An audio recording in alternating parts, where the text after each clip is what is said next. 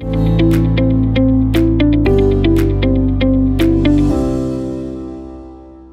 you very much indeed. So the question that we're asking is what next for aviation communities? COVID, as we've been discussing, has been catastrophic for many airlines, airports and businesses connected to the aviation industry in West London. Of course, Heathrow has been hit as hard as anywhere. So what are the challenges and the opportunities for the sector in the year ahead? Can aviation take off again? Well, before we meet the panel, I think it's time for another poll. I don't know whether I'm going to be able to see this one. I haven't been able to see any of the previous ones, but I've got Catherine standing by to be my eyes and ears on that. And the question that we're going to be asking is, when do you think you will next be on a plane? Well, some of you may know, others may have no idea, but we'd like you to have a guess. So it's within a month this year, so over the next 3 or 4 months, in January, March 2021, or April, December 2021, latter half of next year, or later than that, 2022 or beyond that. So, Catherine, can you tell me what's going on? Yes, very interesting. Only 17% of people are expecting to be on a plane this year. It's just gone up actually to 23%. At the moment, nobody's expecting to be traveling within a month, not unsurprisingly. And the highest figure currently, we do still have some people voting, is that 31% of people are not anticipating getting on a plane until 2022 or even later.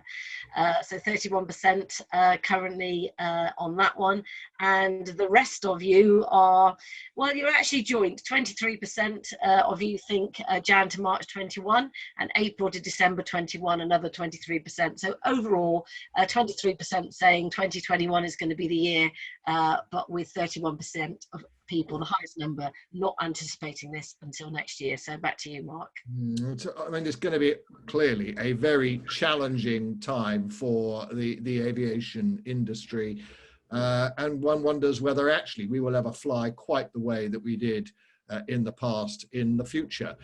We have, as I say, an absolutely terrific panel to help us try and answer that question about the future of the aviation industry. Neil McCulloch, good morning to you. Say hello, if you would.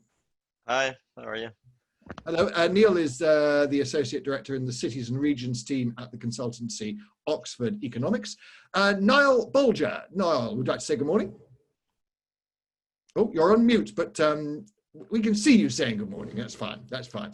Niall is the Chief Executive for the London Borough of Hounslow and the lead CEO for Skills and Employment, actually, for the West London Alliance. So interesting perspective from him. Sally Smith. Good morning, Sally.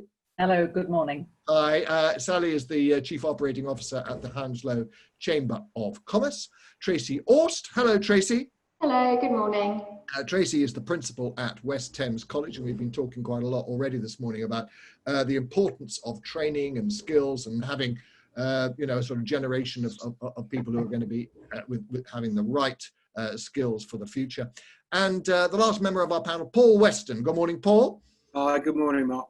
Hi, Paul is the regional head for the logistics and supply chain real estate company Prologis. So lots to talk about, and you know, one of the thorniest issues really of trying to do both the sort of regrowing the West London region again, but also being aware of some of the greening and environmental challenges. So let me start with you, Neil, from Oxford Economics. I know you've recently done some research for the West London Alliance, looking at the impact of the pandemic on the communities and businesses surrounding Heathrow. Perhaps a good way to start would be to sort of share some of the top lines from that research, Neil. Yeah, no problem. So yeah, we've done a couple of pieces of work looking at the importance of Heathrow and what are the kind of implications of reduced activity. In doing so, I should say that the study area for the most recent piece of work was the 6 local boroughs of Ealing, Hillingdon, Hounslow, Slough, Spelthorne and South Box. Now I know that they don't all fall within the West London Alliance, but you know, it still kind of gives you a picture of the importance of Heathrow to the general kind of neighbouring local authorities. So the first thing that we did was try to put a number on, well, what is it that Heathrow normally provides in terms of the economic impact to our study area? And we found that in terms of kind of direct on-airport jobs, so the jobs that are actually within the boundary of the airport itself, there's about 76,000 in 2019. So it's quite a big figure. There's then another series of direct off-airport jobs. So those jobs that are not necessarily within the boundary of Heathrow, but are directly reliant on the operations of the airport itself, and that amounts to about 12,900. So in direct terms, you're talking close to 89,000 jobs that are directly reliant on the airport itself. When we built it in the kind of economic multipliers of that, there's obviously supply chain effects and consumer spending effects, and when we kind of work it all through the model, it comes out at about 133,600 jobs. Either directly or indirectly, or kind of through consumer spending effects that are reliant in 2019, and that amounts to about £12.5 billion worth of GVA. Those are workplace-based jobs. Those are the jobs that are actually located within the local authorities that we're interested in. But in terms of kind of the resident-based kind of count of jobs, so that you actually, how many of your residents take those jobs, it's quite considerable. So it's nearly 60,000 in the study area alone, which is it's nearly 9.5% of residents employed, as much as 11.8% in Hounslow. So you can see that more than 1 in 10 of the residents employed in some of these areas were are directly kind of or indirectly reliant on the operations of Heathrow. So the fact that passenger numbers were down 97% in March and April is quite worrying. Cargo's down 62% as well. So the question really is, well, what does that mean as we kind of go over the next 5 years? So to try to think through that, we wanted to come up with a couple of different scenarios. And clearly, this is a fluid environment. Things are changing quite quickly. So what we've done to kind of pull those scenarios together is to look at a series of different data sets. So our sister company, Tourism Economics, along with IATA, produce passenger flow forecasts. And they have a central case, a downside, and an upper. So we were able to use those in the modelling.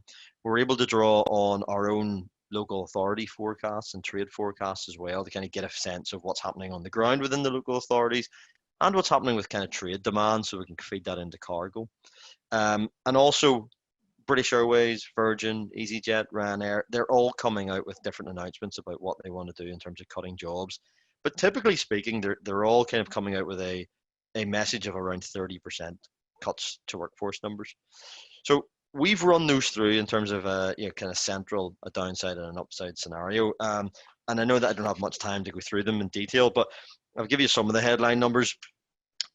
In 2020, it's in the central scenario, when we take account of the direct effects and the multipliers, we've estimated that you could lose around 21,300 jobs. So that's quite sizable, but actually it increases in 2021 as the furlough scheme kind of comes out of play.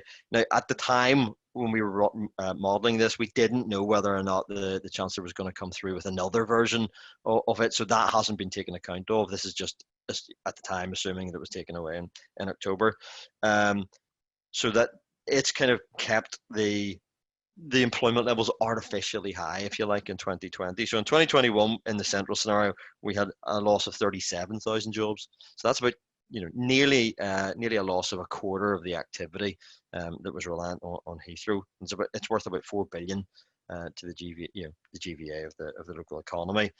Importantly, we have employment kind of coming back to 2019 levels by 2023. So it does take a while, and it's just interesting to listen to. Nearly a third of people who on that poll saying that they wouldn't get on a flight until 2022 or later. So you can see why it takes there is that kind of prolonged recovery as we go back. Interesting, Neil, what you were saying about 2023, because I suppose that's the fundamental question: is everything going to eventually just go back to where it was? We're going to fly in the same way we were. Heathrow is going to be the same size. The economy is going to be back. Or are we actually looking at a situation where we've got a plan for a very significant change in the shape of the economy around Heathrow? Yeah. Well, two things I would say on that. One is that in our downside scenario, we don't see the economy kind of recovering back to 2019 levels, over our forecast period, which was out to 2025. We've still got, I think resident employment is down, yeah, 22,000 lower than it was in 2019. So there, we do have a downside scenario where just the recovery just takes an awful lot longer to kind of creep back up, and it doesn't happen over our 5 years. Okay. The other thing that we haven't done in our modeling is take account of those kind of behavioral changes. So, the fact that we are proving that we can work virtually, we can work from home, that's not in the modeling. It was beyond the scope of that to really think through, well, what do we think, company policy is going to be in 2, 3, 4 years time? Because, we do hear of examples of companies saying, well, we will now have, people working in the office 3 days a week, or working from home at least once, a fortnight, or whatever it might be. So there is that kind of. I wonder whether a company is going to say, look, you really don't have to take that flight to Geneva to go and have that meeting. You could just do it on Zoom, don't you? I mean, it seems likely that's going to be the way things happen. Yeah, we have. I think there is an element of that. I also do still think that there are important benefits from taking that flight and seeing people, face to face. I also still think, as an economist, there are too many benefits from having cities and the activity and the agglomerations that happen around cities as people kind of bounce off each other and share ideas and things. So yes, there is that kind of, we can work from home, but I don't think that's going to decimate the aviation sector. All right. Well, that's very interesting. Thank you, Neil, for kind of sort of setting out some of the big challenges, economic challenges for the region. Niall Bolger, I mean, there were some pretty frightening numbers for Hounslow in what Neil was saying. I mean, 1 in 9 of your workforce potentially losing their jobs in the short term, and who knows, as we've been discussing, longer term. I mean, what are your feelings right now about the challenge for your borough, and particularly on the jobs front? So thank you very much for that introduction as well from Neil, which covers the sub-region, which extends beyond London's borders, if you will. But we've also done some studies, and Neil's been involved in that too, for Heathrow and Hounslow's economy as a whole. So some of those numbers to frame what I'm going to say, if I may. So what we know so far is that 8,000 jobs have been lost. We know that 6,000 people have had reduced hours. 55,600 of our residents are on furlough. 12,000 have been impacted. 12,000 businesses have been impacted. 8,000 businesses have suspended operations during this period. And a further 3,000 are anxious about their future. And that comes from a total of 13,300 businesses in total. So what we absolutely know is that there are going to be significant, radical and dramatic implications for individuals, families and communities as a consequence of COVID-19. And by far the greatest and starkest impact is going to be as a consequence of Heathrow's downturn. Whilst Neil's talking about the recovery over the central case scenario that he's using, we still have to recognise, even in that scenario, there's going to be 21,300 jobs lost.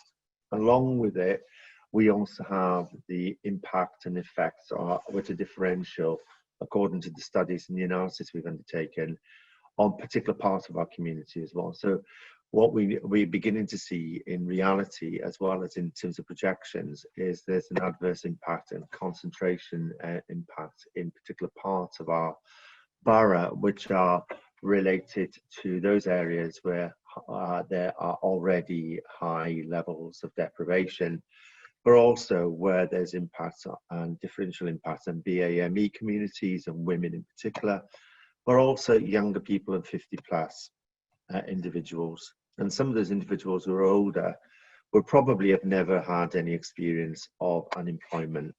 So we need to contextualize Neil's commentary about recovery from a purely economic context and relate that back to communities. And those communities will be impacted in real time. Although there may well be recovery over time, the nature of that recovery will probably be very different to what we've experienced. We all doubt very, very much that we'll simply carry on from February 2020 in 2025. And over that period of time, there's going to be lots of people who are going to be adversely impacted and significantly impacted due to the nature of the impacts on particular people within those communities. So those would people who already have low skills, those individuals who are already furthest from the employment market, and those individuals who have no experience of accessing employment in their current employment pattern. So those 50 plus people will probably have been experiencing full employment throughout their adult life, and they will be inexperienced in accessing training opportunities, for example, or reskilling. One of the characteristics of the West London economy has always been that we've had more jobs available than people to do them. But our major issue has been the skills of our community. Some of the individuals in our community don't have the skills for the higher paid employment opportunities within our economy. So that is going to be something which we're going to have to be very concerned about. But the final point I'd like to make on this, before I say something about the total economic impact in relation to Hounslow, is that even if there's a recovery, there are going to be adverse impacts on communities. Those communities will lose their jobs. We know people will lose their jobs. Families will be made entirely be workless. As a consequence of that, even if there's a recovery, the adverse social and economic impacts on our communities, particularly in the west of our borough, are going to happen. And therefore, the interventions we need to make are very much about recognising that fact, so that the relatively low skilled employment opportunities will be those which will be lost first and foremost, and those individuals will be finding much more difficulty in accessing alternative employment opportunities, even if they exist. So our interventions must be in terms of that recognition of that impact on our neighbourhoods and our communities and families in them. It's a huge challenge. And Sally Smith from the Chamber of Commerce in Hounslow, I guess, you know, for a lot of your members, this is a really very difficult time. And what is your sense of in the aviation sector, which we're kind of focusing on in this session? What is your sort of sense of their thinking and their sort of psychology right now? I mean, both Neil and Niall have actually have said it so well. The numbers are huge. I think people are very scared. Businesses, I'm thinking of a wonderful company that used to move big bands all over the world. A wonderful company called Sound Moves. They used to have 37 employees, all but 2 are now furloughed. And the end of the furlough scheme comes at the end of October. You know, he doesn't want to do next. That's 37. Yeah, it's 35 people who you know, those are the faces behind the figures. As Niall said, an awful lot, especially in Feltham. I think in Feltham we have 55,500 people on the furlough scheme, and these are the lower end of the pay scale. These are the less skilled people, and they're going to find, as Niall says, they're going to find it difficult to find jobs. In Chiswick, for example, which is our more affluent end of the borough, though it does have its areas of deprivation, we've obviously got huge headquarters for Sky, for GSK, and the higher paid workers tend to sort of, they often will live in Chiswick, which is a beautiful leafy suburb. A dry cleaner in Chiswick, people are working from home, so therefore they're not having their work suits, they're not having their shirts cleaned. So, you know, the knock-on effect is huge. He's living off cleaning people's duvets and pillows at the moment. There's only so many duvets you can have cleaned. Deprivation it's going to be huge. Heathrow has been our sort of economic driver for so long. We've really got to start thinking. We've got to sort of break the mold in a way. We've got to be thinking away from Heathrow. We put all our eggs in one basket because nobody saw COVID-19 coming, and it's going to hit us really hard. I can feel your pain. Alan Rides has submitted a number of points, not least the fact that he got off a plane a week ago and there were no temperature checks, and You just walk straight off the plane without any checks at all, which is a separate issue. But Alan also asks about Kickstart, which I think is a scheme delivered via Chambers of Commerce. And we're going to talk to Tracy Oss from West Thames College in a second. But Sally, just to you, what's the Hounslow Chamber doing in terms of Kickstart? Because it is going to be about linking, people who are desperate for a job with the skills and the training they need to access the jobs that do grow. Yes, I was going to come on to the positives. I've done sort of the worrying bit. Yes, the Kickstart scheme. This is a central government scheme. It's open to 16 to 24-year-olds who are on universal credit. It's a 6-month work placement. Large employers who can give 30 work placements go straight to the Kickstart sort of scheme. But those smaller companies who can only give a couple, Chambers of Commerce can sort of band them together. So then you then have a group of 30 placements across a number of businesses. And that's what we're going to be working on. And it's got to be, yes, as I said, it's got to be 16 to 24 on universal credit. It's for the employer, it's got to be a new job. You can't make somebody redundant and then get a Kickstarter in to take over that job. It's got to be a new job. And hopefully this will get them onto employment. We'll come back to you again in a moment, but I want to bring in Tracy Oss from West Thames College. I mean, that what we've just been talking about in a way is, it's so obvious, it's staring at us. Industries that drove the economy of Hounslow and West London more generally are going to struggle for some considerable time. They may adapt, they may come again, but what they're going to need is particularly young people coming out of college with the right skills, and they're going to need more experienced people to have been retrained in the skills that are going to matter. So tell us what's happening at your college, Tracy. Thank you. So clearly for us, I mean, the Heathrow impact is huge. It has an effect on us all, and certainly from my own point of view, from my students, many of them look to Heathrow for jobs, for career opportunities. So we see it, at the very first stage with our own students. So we know the impact it's going to have. And we've already heard from panelists about the potential impact in terms of jobs. But from a skills perspective, so we know we're facing a period where we've got significant numbers of staff who've been displaced, furloughed, unemployed, who will require that training. And that training could be reskilling, it could be upskilling, it may mean developing new sector skills. And we know that for some people, they will have some of the skills that are transferable and may require minimal training, but for others, this is going to be a much bigger task. And I think one of the real challenges ahead is that, we've seen the government's plans for jobs that were published in July. We've seen the Winter Economic Plan statement that was published in September, where the aim is about protecting and promoting employment.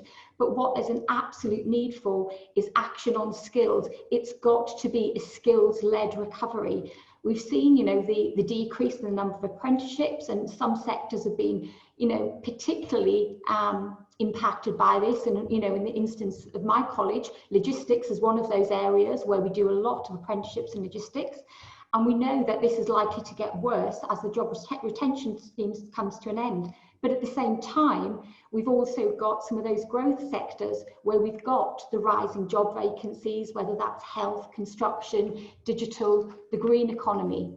And I think in terms of what we need to do is how can we use the skills that were previously there, serve in the aviation sector, how can they be deployed? And I think firstly, from our point of view, we really need to understand those existing skills.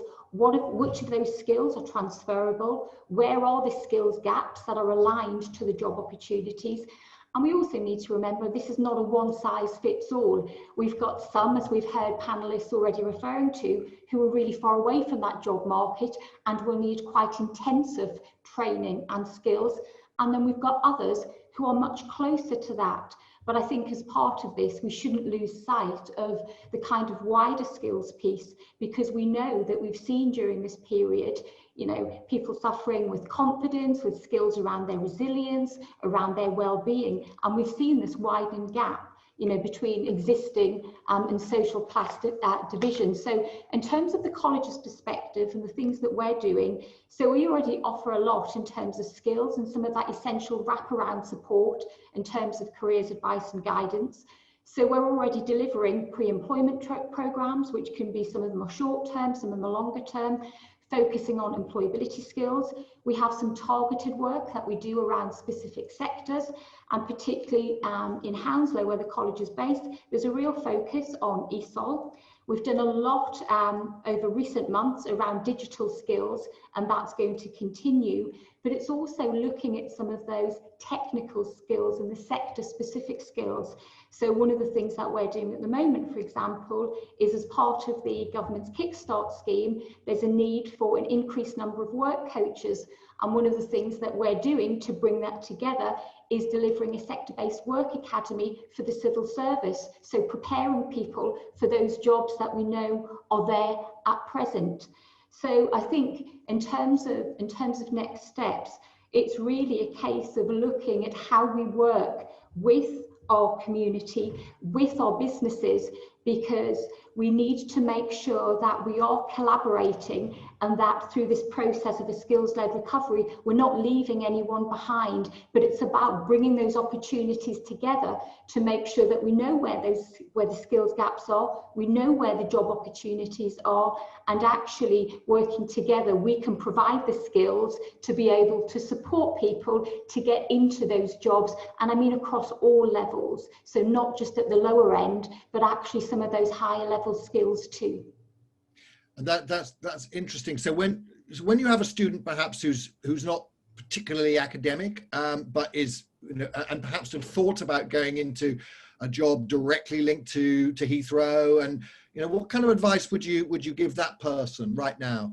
Yeah, so we would be looking at that individual. What are the skills that they've currently got? What are they looking at in terms of, you know, progression pathways, career opportunities? And one of the things that we always try and do with all of our students is not just focus on the technical skills that are attached to a qualification. Just as important are those wider employability skills. And for me, that's where the really important relationship and collaboration is essential in terms of working with businesses to make sure that when our students leave us, they are equipped with the skills that they need, and those skills are transferable skills as well. Transferable skills. I'd like to bring in Paul Weston from Prologis. I mean, Paul, obviously, I mean, it's sort of mixed picture really for logistics and supply chain. I mean, one of the things that lockdown did is everyone was buying everything on you know, my door seemed to be constantly rung by people delivering things. So, you know, logistics obviously has had a big push in that sense. But in terms of, well, a lot of the stuff you're doing around Heathrow, I guess it's a very different picture. So what are you doing right now to help those companies, your tenants, you know, move to a new normal? Yeah, thanks, Mark. I mean, it really has been a mixed bag. I mean, there is a whole gamut of experience from good to bad that our customers have been going through. I mean, we're very much around owning logistics buildings globally, and 2.5% of global GDP goes through our buildings every day. So we see a massive amount of the world moving, and unfortunately it's not moving much around Heathrow at the moment. And those customers of ours that are heavily engaged with the airport have really struggled, and we've been trying to help them through trying to match employees maybe from their buildings with those that are actually doing well at this time. We've also helped with rent deferrals and so on. But realistically, that can only go on for so long. But I think, as various members of the panel have touched on, that there have been winners in this as well. And for some of our customers, it's like Christmas every day. And I don't mean that in terms of making, I mean, just in terms of the amount of work they are having to process. So, you know, in May, we almost saw a doubling of online sales. We're well over 35% of sales online today. I think that genie is out of the bottle for good. We've probably seen 5 to 10 years growth in 6 months. And I wonder actually whether that might be, in a sense, part of the answer here, that, you know, Tracy and Sally and Niall are all looking at how we can take the workforce that currently exists. And if we are seeing that key logistics industry expanding in certain areas, it might be we can sort of adjust that the input in terms of labour. Yeah, absolutely. And look, West London is not just about Heathrow. A lot of our customers are based near the airport, but the reality is they aren't pure airport operating businesses. So we have a park in Hillingdon, Prologis Park, Heathrow, and we have Heathrow Airport Limited have a consolidation centre on there, but we have a data centre on there. We have Amazon operating a last mile logistics business. We actually have an airline catering business on there as well. We've got another campus that has become full data centre. I mean, data centres, I think they saw something like a 700% spike in data through lockdown. And actually the West London area for data, it has all the right characteristics in terms of fibre, in terms of power that is driving that, and some very high-tech jobs that are associated with that. I think there is a real opportunity with the logistics sector. And for a long time, the logistics sector has not been very good at marketing itself. And actually what COVID has done is bring the importance of supply chain really to bear. And so I think we need to use this as a moment in time to really be able to capture that skills piece and look at how we can, as a building owner, we want to help our customers. Our customers have been crying out for staff for a long time, and if we can build, then there is a real opportunity there. But one of the issues we have today, we've just had the planning white paper out, and that mentions housing 84 times. I think it doesn't mention logistics at all. And if you are looking for every £1 billion that is spent online, that equates to almost an additional 1 million square feet of logistics space. If you were to build 300,000 new homes, that's around about 300 football pitches that we need to find for buildings to put this. And we need to have a fundamental look. And I would encourage the planning authority to really be thinking about how they can build, logistics into their thoughts for growth, because, 100,000 new homes is 100,000 new letterboxes. We have to find the solution again around use of electric vehicles, infrastructure, charging. There's a whole piece that goes with this that allows us to deal with issues like air quality, and so on, and creating better green environment without necessarily causing damage. But it's getting that holistic view that's really important. Thank you, Paul. Well, hopefully we'll come back to you in a moment. But Neil McCulloch, I want to come back to you at this point, thinking about what the sort of how the aviation industry may adapt and evolve over the next, say, 5-10 years, and the implications of that for students, college leavers, for older people who unfortunately are going to be struggling to get employment. What would your advice be? I mean, it could be purely personal. Just let us know. I mean, we've heard from Paul of the potential for logistics to expand using the existing buildings and expertise of the Hounslow area of West London. Are there other things that you think that people who currently in aviation need to be looking at? Maybe I could reskill, retrain in that. Yeah, it's a difficult question. I wouldn't say I was an aviation expert, so it's difficult to kind of predict the future for the sector. One of the things I would say though is we know that the economy is just increasingly skills hungry. So no matter what you end up doing, you will need more and better qualifications to do that. So logistics, it's having the right ones, Neil. I mean, we've talked to Tracy, and of course colleges like that can guide people.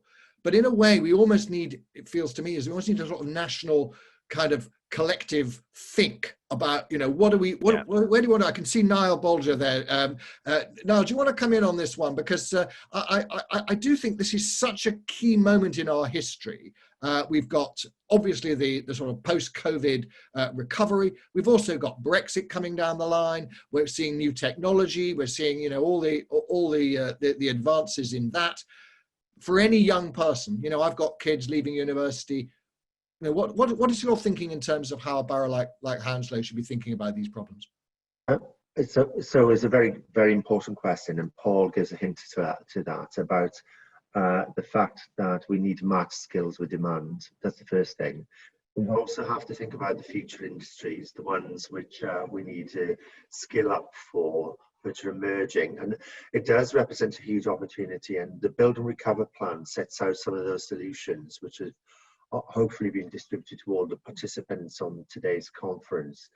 But one of the things we're calling for example, is a green recovery, which also focuses on aviation communities, which allows us then to look at the skills and employment opportunities associated with aviation and logistics, which represents 10% of the West London economy is based on that. We need to really think about what we're going to do in terms of what the future of logistics are, what the future of aviation is going to be like, because undoubtedly there'll be a need for global connectivity even more than we've had probably after Brexit, due to the fact that, you know, Heathrow is our entrepot. It's the principal place where international trade takes place. It's absolutely critical for connectivity with the east coast of the US. All of these things will come back, but we need to build them back better. They need to be about more the first range of skills which can be transferred between different sectors, as Tracy is indicating as well. And we're really calling for a focused, area-based approach that enables us to stimulate enterprise and generate those opportunities and look at those jobs and employment opportunities with our colleagues in the private sector and beyond in terms of other parts of the public services, so that we can really start thinking about investing in people for the future skills required in our future economy. I do wonder, I mean, it's interesting what you were saying and Neil was saying about what aviation might turn into, what kind of industry it might be in the future. And it's almost, you know, I think you're right. I think people will still need to get to meetings. They will need to go places. They'll want to go on holiday. But I suspect that a lot of this is going to have to change just in order to encourage people back onto planes and in terms of the new normal around a green recovery as well. And absolutely, Sally Smith, I'd like to get your thoughts on this in terms of businesses adapting. It does seem to me that technology is going to be really, really important if we're looking at aviation as an industry that's perhaps not given as much thought as it might do to its environmental impact over the last 30, 40 years. And I think it was Shirley this morning saying, you know, we're not going to let the aviation industry off from their responsibilities, but actually that adjustment in itself will create opportunities and jobs, won't it? Yeah, I'm thinking that this downturn might possibly give Heathrow the airlines chance to actually think things through a bit better. I think they've been so frantically busy. I mean, Heathrow is the UK's largest port. In a way, the Chamber, we're not so much interested in tourism, we're interested in the cargo. I think Neil said that the cargo flights, I think they're 34% down from last year, yes, is that the right figure, Neil? I can't remember now, but the figures are an awful lot lower. So it's the cargo in the belly of the plane that we're sort of worrying about.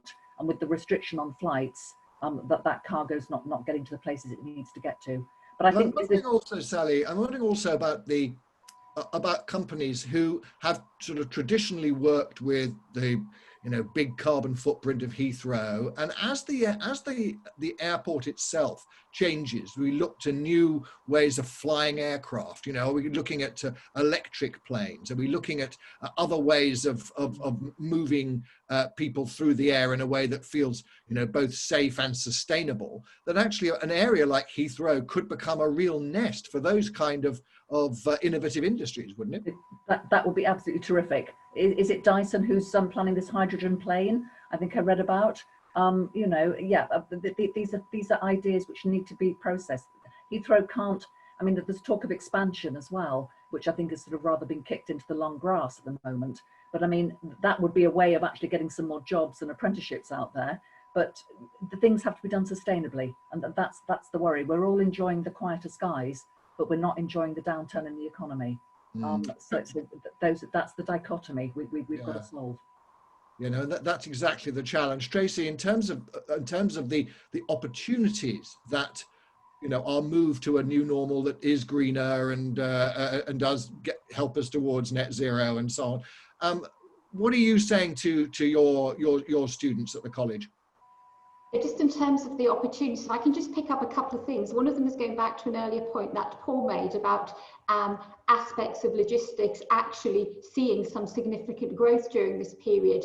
And one of the things that we are absolutely trying to do is to make sure where those opportunities exist, that we are able to fully utilize those opportunities. So just to give you an example, we've done something around the logistics piece where at the moment we are in the process of signing off a sector-based work academy for express delivery, which is absolutely looking at the whole online piece, and that's working with DWP at a national level to get something going in this part of London, seeing Heathrow as a hotspot, with the other place in the north being Sheffield. So I think there are opportunities there, and those things are beginning to happen, but it's how we do those at a greater scale by looking at the kind of bigger picture piece in terms of the national skills plan. So that's just one thing. In terms of the green skills, I think there's a huge opportunity there with green skills, and you know, I don't think things will ever go back to where they were before.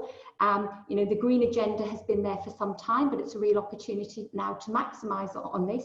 And certainly one of the things that we're doing at our Skills and Logistics Centre is looking at what we deliver. And at a very kind of a small scale, the starting point is, you know, we're looking at electric vehicles. What do we do in terms of our curriculum offer? Are the things that we can add on to what we're already doing as a way of introducing that?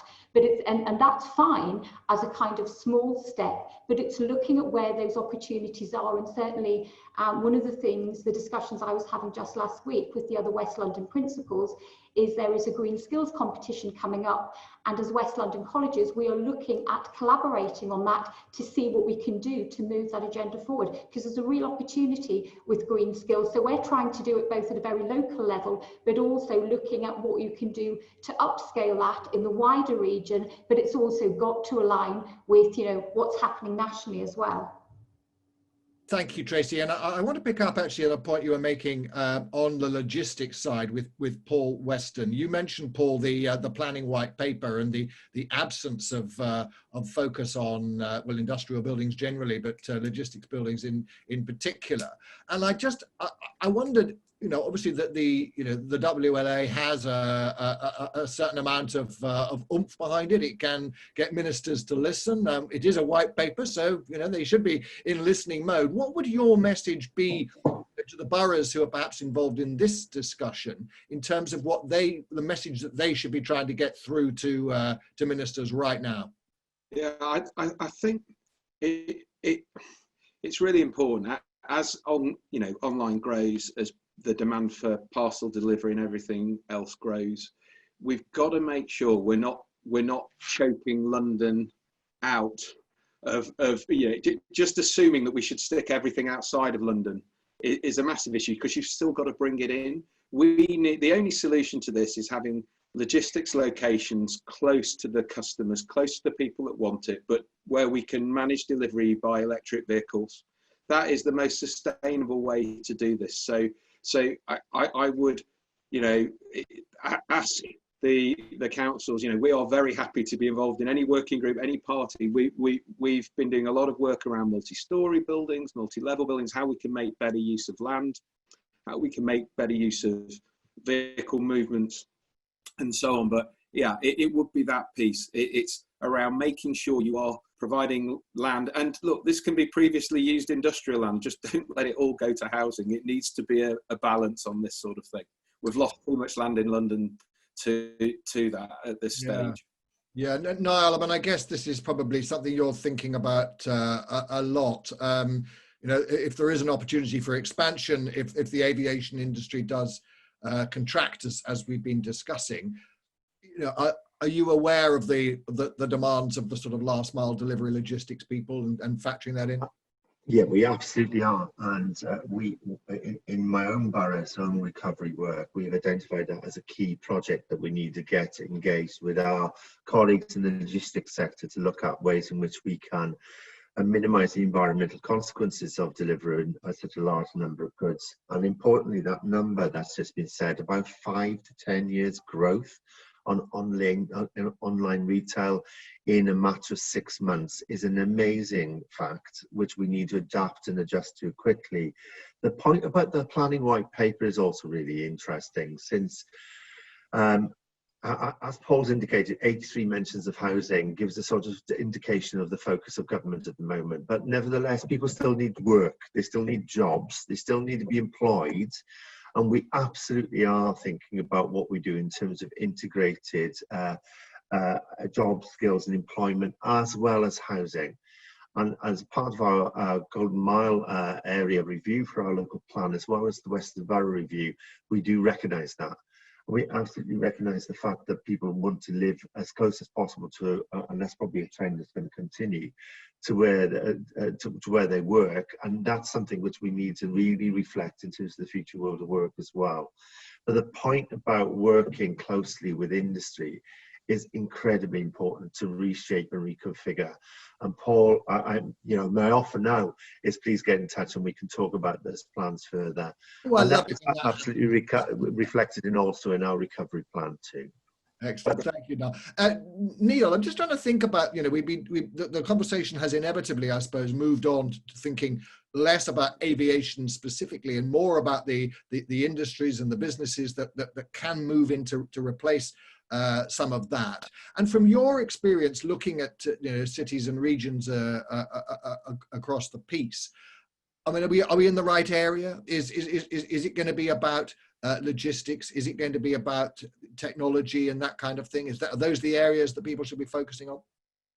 I think that that's a challenging question. More often than not, when we look at our forecasts, when we look at the growth sectors, they tend to be professional services. They could be around research, for example, kind of IT related activity as well. But as we know, those types of roles can flow into logistics as well as into manufacturing, as well as in the other parts of the economy. So it's all about high value added things. And we know from kind of governments' local agendas and local industrial strategy, for example, that things like AI, big data are particularly important, big mega trends that we want to get in on. And those have particular implications for logistics. So, we're talking about logistics here and jobs. Actually, most of the jobs in the future may be the very high value added stuff to make sure that these logistics centers are right at the peak, pumping out loads of productivity, loads of GVA, but actually for relatively few jobs, given the level of turnover. But they're fantastic jobs, and we can't downplay that. So that could be one area. Another area is obviously around the aging population. And we know that we just need more and more people to kind of go into those sectors that around health, around care, and that traditionally might not be seen as a very well-paid career path, but nevertheless are particularly important. And I know that the Royal College or College of Nursing, for example, are thinking about are wanting higher levels of nurses' pay and that type of thing as well. So there's I think there are certainly some broad growth sectors of the economy, but I think there's some big trends that are influencing things like automation and AI, big data, that just feed through into all areas of the economy, that a lot of people will be required to kind of run those things. And if we are working more and more remotely from home, we'll just need to see more people clued up with IT and helping out. Yourself, the amount of teething problems that we've had in the past. Failed to see any of the polls, but anyway, there we are. I did my best. Well, thank you, Sally. Picking up on that point, just to sort of take us into a slightly different direction around that thought around care and health and so on. I mean, we spent lockdown clapping carers, and I do wonder whether that has changed the way that we might think about those as careers for younger people, and for for businesses that want to set up. Is that something you're detecting? Is that something that your members are increasingly thinking about? I'm going to tackle this the other way around. There's been an awful lot of mental health problems out there as well, which we as a chamber, we've been holding webinars on health and well-being, just to sort of talk about this, that it's not wrong to we all have good days, bad days during COVID, and I don't think we need to forget COVID is always at the back of our minds, and this is going to be with us for quite some time to come, and we've got to learn to live alongside it. I did just want to sort of say that we're also working on the London Learning Project, which isn't actually to do with carers, but it is to do with the hospitality and retail sectors. In fact, yes, it is. It is sort of social care as well. This is called London Learning Project, and it basically gives free education and training to people within those sectors, hospitality, retail, and the care sector. And they just have to live in one of the 7 West London boroughs. And as I say, this is free training. So for hotel workers, shop workers. What's not to like? Yeah. Tracy, can I ask you that question on the care side of things, health and care? And as I was saying, it does seem to me we've seen huge numbers of people wanting to go into nursing during the COVID crisis. Obviously, the care sector is expanding very significantly, and we're promised at some point some master plan to sort out social care in this country. We shall await that with interest. But in terms of the sort of skills and training and encouraging people to move into those sectors because they do look like they've got a long-term future, is that something that you're talking to your students about? Yeah, definitely. And actually, just since we've come back in September, we've already seen a rise in some of those areas. So one of the courses that we've seen our numbers double is access to nursing. And that's a rise this year. And I think that's absolutely as a direct result of what people have seen during the COVID period.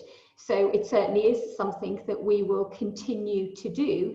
And I think one of the things, kind of the piece of work to do around that, is also making it clear to students actually where the opportunities are in those sectors, because sometimes health and care is associated with kind of low level, low skills, and that's not always the case. The fact that there are progression opportunities, and that's why I think it's really important that whatever we're doing on the skills front, we have to align it to where there are opportunities, employment opportunities, growth opportunities. So it's certainly something we will continue to do to push in those areas. And I think just picking up on the point that Sally made, absolutely, I think the other thing that's caused people to look at where there is a demand is around the whole health and well-being piece. And we've all seen during this period people being significantly impacted their mental health and well-being as a result of COVID, and there's absolutely more work that needs to be done in that space. Thank you very much, Tracy. And I can see David Francis has his hand up. David Francis is from the West London Alliance, and I think you wanted to come in, David. If you want to put your camera on, we'll hopefully see you and hear you. There we are. There you go. Thank you, Mark. I've just been listening, and I wanted to add a point on how the WLA is trying to join things up on the skills agenda and on the space, which is 2 points which have really come out during this conversation. I think what's clear is that West London has done a really good job in terms of the dynamism of the kind of companies that exist there, and we've got a lot of organisations across FE, higher education, and we're part of the wider London. And that kind of dynamism and the organic nature of the way things work is something that we don't want to lose. But there is a role for kind of joining that up in a more effective way. And I think what COVID-19 has done is given us some space, although we need to act very quickly. And I think there's a real desire and momentum to kind of think about what the West London labour market needs. There's long been a recognition that actually trying to manage the labour market across London it's just too big. It's bigger than many kind of European nation states. So we know that many journeys, like 80% of journeys begin and end in West London. So if you're someone who lives in West London, you may live in Brent, but actually your job might be in Ealing, but you do have there is a West London labour market, and understanding what people's paths are through that labour market and what skills they need is something that, as 7 boroughs working together, we're in a really strong position to do. So through the skills board, which has been running for a number of years, that has representation from healthcare, from likes of Heathrow, HS2, FE, higher education institutions, and through the Build and Recover plan, we've just commissioned some work to look at the skills gaps and how we can better match people. And the idea is that we want to have a single front door, so that wherever you enter the system, there'll be a consistent message that you're getting. because there is a lot of money in the system, and there's a lot of initiatives coming from central government. We've already mentioned the program for the Kickstart scheme for young people. There's the extended health and work program, the JET scheme. There's the London initiatives, which the mayor announces. So we want to understand how that really lands in London. So that's on the skills side, and I think on the space side, we're also joining up together on the planning system. So the chief planning officers from each of the boroughs are now meeting regularly, and we will be making recommendations on the white paper for planning. There are some interesting debates about how we can protect space for logistics versus space for the film and screen industry and housing. So there's quite a lot of trade-offs that we need to kind of understand and work through. But I think it's how do we get the best out of the kind of organic and dynamic nature of West London, but also bring some more organisation and recognise that we do have a West London labour market. And as Niall said, very, very happy to follow up with the panelists and people who've made contributions on this piece, because I think through the task force, we really want to make sure we bring in the private sector and the public sector, so it's not just about the 7 local authorities. Absolutely. David, thank you so much. It was actually a rather brilliant way to pull together our discussion, an optimistic way too. It sounds as though a lot of the right buttons are already being pressed on this, and it's important we don't lose focus on what's going to be, I think, a very difficult 6 months. Thank you to all those who've participated in this discussion. Thanks to Niall, to Paul, to Tracy, to Sally, to Neil and David at the end there. Write-ups of all the sessions will be published on the Capital West London website and circulated to all of you who are watching in the next few days. So do look out for that, and you'll be able to attend in a sort of semi-detached way those sessions that you weren't able to join today. Well, I have to say it's been a bit different from previous conferences, from previous years. People ask, can you really have a conference without a conference centre where people can confer? Well, I think we've demonstrated there is a lot of value actually to be had from these kind of virtual events. It's very gratifying when 2 people on the same panel say, oh, well, let's just meet up afterwards and we'll sort this out. And that's great to see that happening. And actually the keynotes and panels, I think, have been absolutely fascinating, and I cannot think of any more important questions to be asking right now than what kind of world we want to live in when this pandemic is hopefully under control, and how on earth are we going to get there? So a reminder of all the people who made this even possible in such difficult circumstances. A big thank you to the summit sponsors, U Capital, Middlesex University, Westfield London, WSP and Romulus and Huddle, to supporters West London Business, London and Partners, Old Oak and Park Royal Development Corporation. Thank you to the organisers, White Label, and of course thank you to all of you for your company, your time, your questions and your insight. If you want more, there are 2 West London sessions taking place as part of the Real Estate Live UK event next week. Again, the details can be found on the Capital West London website. But for this year's Capital West London Summit, that is it from me, Mark Easton. Take care, stay well, and here's to a brilliant new normal, whatever that may look like. Thanks very much and goodbye.